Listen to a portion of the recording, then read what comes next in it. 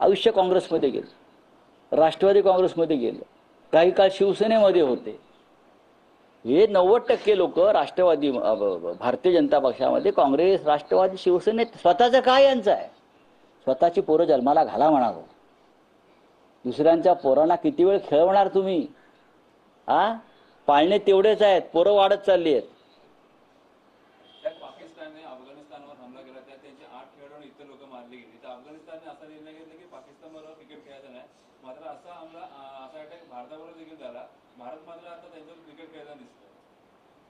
हो, भारत त्यांच्याबरोबर केक पण खाऊ शकतो, भारत त्यांच्याबरोबर क्रिकेट पण खेळू शकतो. कारण अफगाणिस्तानमध्ये जय शहा नाही आहे, लक्षात घ्या.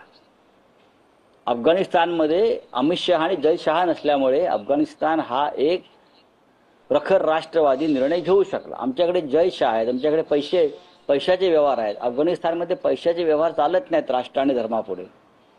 जय शहा तिकडे असते तर कदाचित हा निर्णय झाला नसता. राऊत साहेब, मशिदीवरील भोंगे मीच काढले, माझाच लढा आहे असं किरीट सोमय्या म्हणतात. बोलू द्या, त्यांच्या बोलण्याला कोण विचारतात. राऊत साहेब, जशा जशा स्थानिक स्वराज्य संस्थांच्या निवडणुका, महापालिका निवडणुका जवळ येत आहेत, तसे महायुतीतलेही मतभेद आपल्याला प्रकर्षाने पाहायला मिळत आहेत. कदाचित महाविकास आघाडीतही पुढच्या काळात मनसे या मुद्द्यावर पाहायला अजिबात नाही.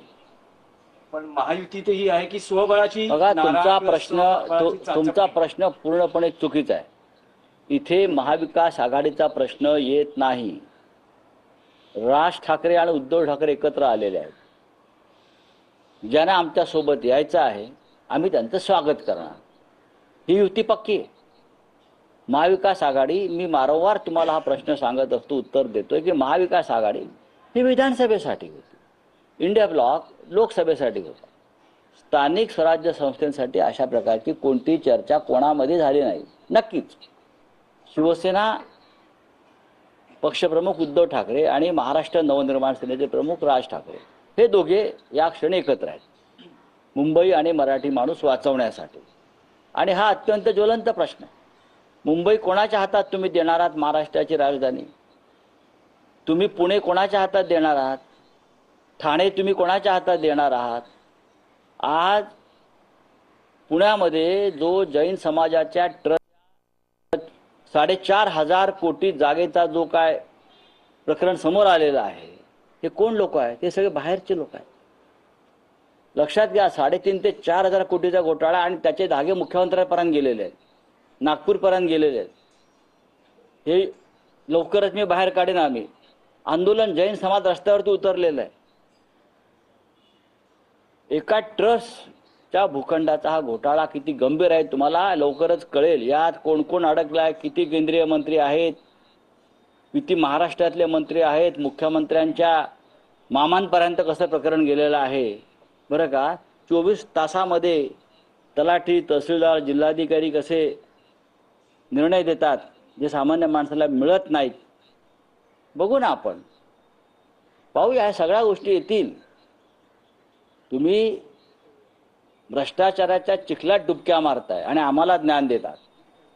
मिस्टर फडणवीस साहेब, हे राजकारण करताना तुम्ही पण जपून करा. आम्हालाही राजकारण, तुमच्या आधीपासून आम्ही राजकारणात महाराष्ट्राच्या रस्त्यावर आहोत. ऐकतं नाही मिळालंय आम्हाला काही.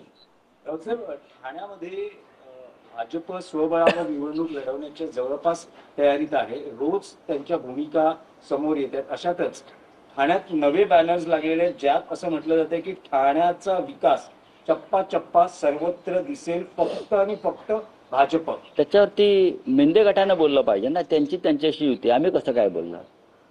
आम्ही आणि मनसे ठाण्यामध्ये लढणार आणि सत्तेवर येणार. आमचाही नारा 75 पार आहे. बोला. आमचाही नारा 75 पार. ते म्हणतात 70 पार. आमचा 75.